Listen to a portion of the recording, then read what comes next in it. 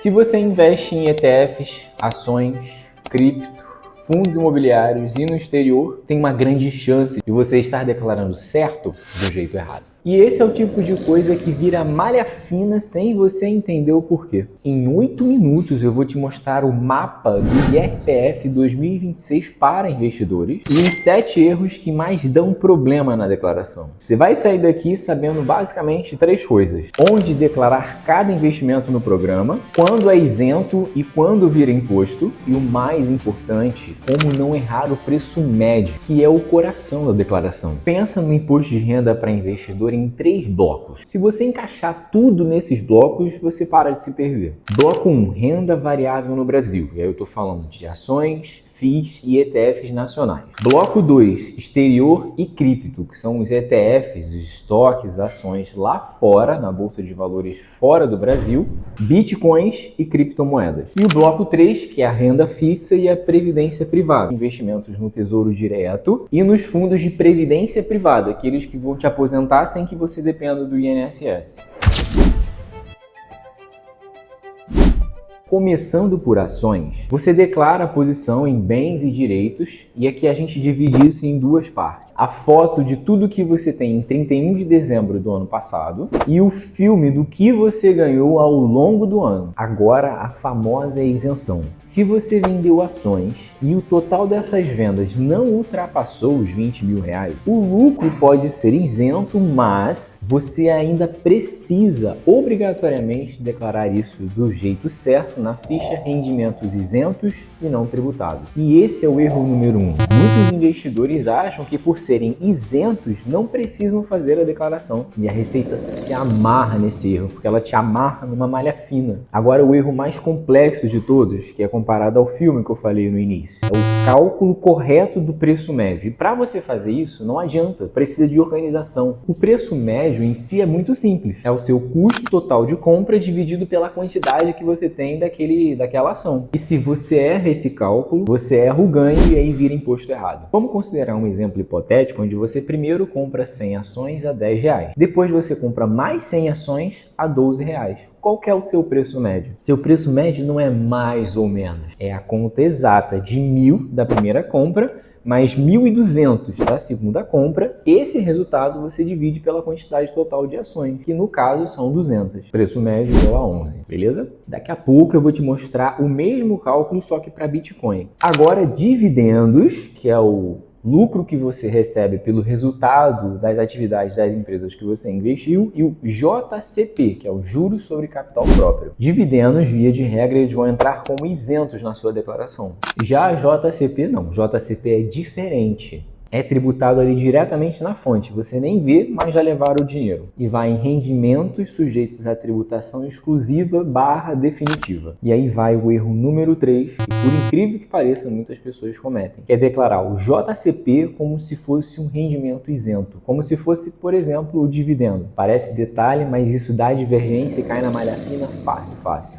Agora, essa daqui é uma dica que pode, através do prejuízo, fazer com que você consiga recuperar ou pelo menos ganhar dinheiro ou parte do que você perdeu. Se você teve prejuízo na venda de ações, não ignora e nem descarta esse prejuízo, guarda ele. O prejuízo funciona como um crédito que você adquire. Não que ter prejuízo seja algo que você deseja, mas acontece. Renda variável é assim mesmo. E você pode compensar esse prejuízo com lucros futuros, mas você precisa respeitar as regras, como day trade só pode compensar com day trade, que são operações que acontecem em menos de um dia, e operações comuns geralmente são as de swing trade, que acontecem em mais de um dia com esses tipos de investimento. Ou seja, você vai fazer 2 controles separados porque você não pode misturar os 2. E esse é o erro número 4 que muitas pessoas cometem e talvez já cometam há anos e nunca perceberam, que é ficar misturando os prejuízos ou os lucros de day trade com operações comuns, as operações de swing trade. Não faça isso. E se as ações já nos deixam confusos, imagina os FIIs, que tem uma pegadinha que poucas pessoas se atentam, que eu vou te explicar já já.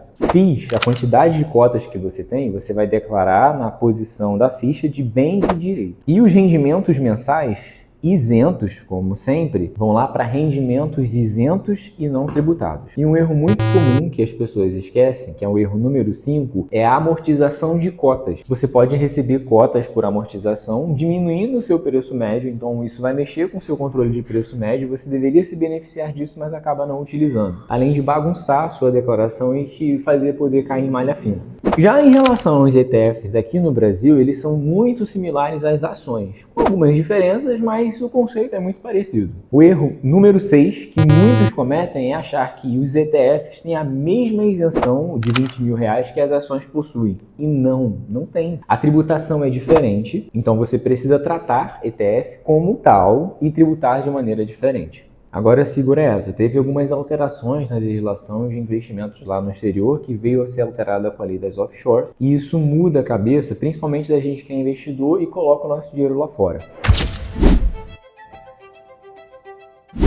Investimentos no exterior e os ETFs teve mudança com o advento da Lei 14.754/23. Aqui o erro mais clássico é você pagar o imposto lá fora e achar que já deu ele como perdido. E dependendo do caso, principalmente se você investe em ETFs americanos, você tem acordos de bitributação. Assim você pode compensar o imposto que você pagou lá fora com o imposto que você está devendo aqui dentro. Essa é uma vantagem. E esse é o erro que as pessoas mais cometem, porque no final do ano, no ano seguinte, muitas delas nem têm controle ou não lembram que fizeram esses pagamentos, porque geralmente são retidos na fonte. O que acontece? O erro número 7 é você pagar imposto lá fora, não aproveitar que teve esse benefício de recuperar esse crédito com o que você está devendo aqui dentro e pagar imposto 2 vezes, como se a gente já não pagasse muito imposto. E agora vem o bloco que a Receita Federal está olhando com muito carinho, para não dizer o contrário, que são as criptomoedas. Em relação às criptomoedas, muitas pessoas achavam, e até pouco tempo era mesmo, que era uma terra sem lei, onde você podia fazer o que você quisesse. Mas as coisas mudaram, principalmente com a IN 1888, que praticamente te obriga a informar as suas movimentações mensais dependendo do valor que você está negociando. Eu quero dizer que o monitoramento da Receita sobre isso tem recebido atenção especial. Mas nem tudo é ruim. Tem ainda um benefício que você pode aproveitar, que é o limite de isenção na venda de criptomoedas. Vendas até R$35 mil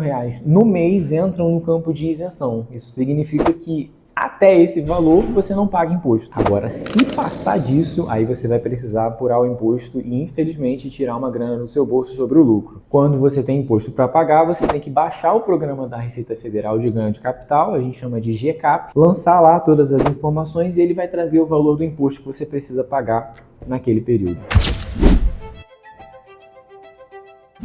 Agora chegou o momento da gente falar um pouquinho sobre renda fixa e, de propósito, eu deixei de fora a poupança e CDB por serem investimentos muito comuns e você pode seguir a orientação do informe de rendimento do seu próprio banco ou corretora que vai conseguir fazer certinho. Mas eu deixei separado para falar sobre Tesouro Direto e Previdência Privada, que são investimentos que eu considero muito importantes. O Tesouro Direto, normalmente, ele já tem o seu imposto retido ali na fonte. O próprio governo já pega parte dele sem que você precise fazer cálculo algum. Mas você declara a posição e os rendimentos nos lugares corretos, tanto na ficha Bens e Direitos, como também nos rendimentos tributados exclusivamente na fonte. Previdência. E aí você tem 2 tipos de planos, que é o PGBL e o VGBL, e eles não são a mesma coisa. Quando você utiliza o PGBL, você tem a opção de abater até 12% da sua renda tributável e utilizar isso como benefício para pagar menos imposto. Os boletos de aportes viram despesa, assim como uma despesa de saúde ou de escola, para abater, limitado até 12%, a sua base de cálculo. Então, se você teria que pagar imposto sobre R$100 mil com uma renda tributável, aí você pode pagar até R$12 mil de PGBL, de Previdência Privada, e pagar apenas sobre 88 ao invés de 100 mil. Já o VGBL, você costuma fazer esse tipo de benefício, de plano de Previdência Privada, pensando no longuíssimo prazo, porque você não vai pagar R$1 de imposto sobre eles à medida que você faz os aportes. Então, eles vão entrar, no caso do VGBL, como bens e direitos, ali como se você tivesse uma aplicação de um CDB ou uma poupança, por exemplo. E sim, você pode ter as 2 modalidades, uma com o objetivo de pagar menos imposto, economizar e diminuir 12% da sua base tributável, e outra pensando no longo prazo.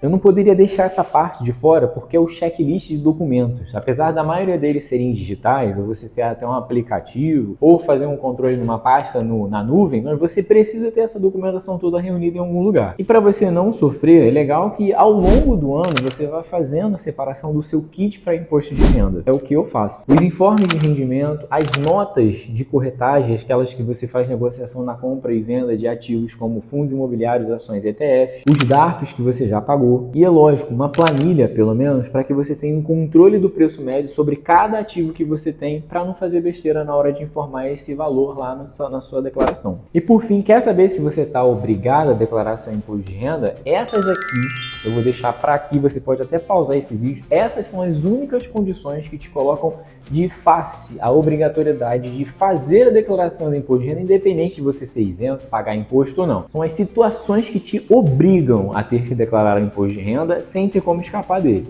Agora, se você ficou com alguma dúvida mais específica sobre algo que eu não comentei aqui, coloca o seu comentário aqui embaixo que eu vou ler e vou construir uma resposta especificamente para você, para te ajudar a fazer essa declaração sem estresse, tudo bem? Deixa seu like, se inscreve no canal, que uma vez por mês eu estou deixando um vídeo sobre uma orientação de educação financeira e investimento que com certeza vai te ajudar a viver de renda, fazendo com que o dinheiro trabalhe por você e não o contrário. Um abraço e até a próxima.